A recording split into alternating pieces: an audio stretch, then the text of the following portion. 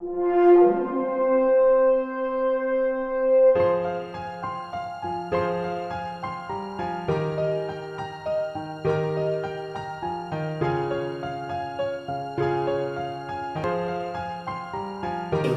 twitwa Manirampaye Alajipe afise imyaka 24 y'amavuko twatagise mu 2005 hama twasanzwe tuyoboye entreprise yitwa Vision Company. Donc jeune bagiye hamwe bashika kuri 50 barabona yuko bikenewe ko hari ikintu ushobora gukora. Itariki 28 z'ukwezi kwa Kigarama 2017 niho twaciye tugenda tuguruza mu kigo kibijejwe bitapi agence de promotion de l'enseignement kugira ngo dushobore gukora twemewe mbere y'amategeko nka entreprise ihagaze cyane ku burimyi n'ubworozi no guhingura. Hanyuma ntitwagarukiye ngaho twarashoboye guca twiyumvira n'ukuntu dushobora kuja mu ma competition ategurwa ku mugabane wa Afrika aho twaciye dutsindira opportunité d'affaires.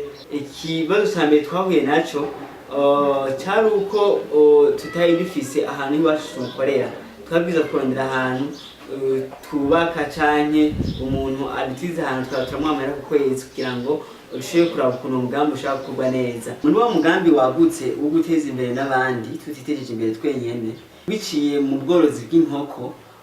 Ego jewe nzi kwizina rya Nijimbere Augustin nkaba njejwe gukurikirana ubworozi bw'izi nkoko.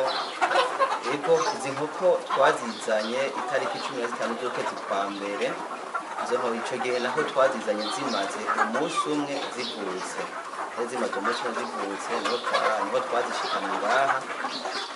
Ico gihe kugira ngo mugabo kubera zimaze kumara umunsi umwe zivutse twarabangiye kubanza kuzishira ahantu bugaye ku buryo atamuyaga ushobora kuhinjira. Icyo twakora haza kuguma hariho amatara akaka ijoro n'umurango kugira ngo kuko bukiri buto bwo kiva mu magi waba ukeneye yuko murazi yuko inkoko imaze kuberura yuko igihe hagira gihe uburya bushuka iguma yabubitse mu mubi yabwo mugana twe ariko tukubuzana twaje dufata yuko kubera tudafise nyina wazo nzazibundikiye twakoresha umucanwa twari dufise imbaga turazicanira kugira ngo burya bushuhe nyina wazo yoziha zibohabwe niyo ndamura n'uwo mucanwa.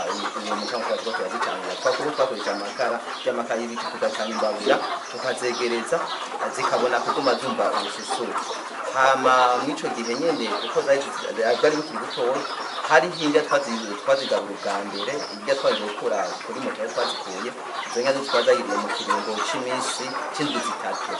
Zimaze nk'indwi zitatu twaje tuzigindurira ibifungurwa bizoma ukwezi kose. Ukwezi kumaze guha twinjiye mu kwezi kwa kabiri turatunga turazihindura izindi njya uko igihe cyaza kirahera turahindagurira ko twari dufise ikirangamisi c'ukungene izo nkoko dushaka turazikurikirana ubuzima bwazo. Uno munsi uri hejuru rero izi nkoko zikwije amezi 3. Izi nkoko twazizanye ari nkoko 500. Tumaze kuzana 500 twashoboye gutakaza inkoko nto nkeya kuko ryari rya mbere tubicamwo nta buhinga bukomeye cyane twari bwamare kuronka.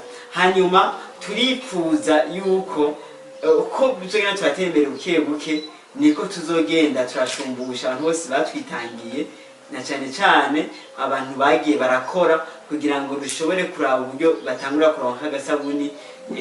Twifuza yuko mu myaka ishika ku 10 iza tuzaba tumaze guha akazi abantu 500 guhera ku mwaka kugira 5 dushinze entreprise turaha akazi abantu 100 bivanye no kuntu cyangwa umuvuduko w'iterambere no kunguka dufise kuri ubu.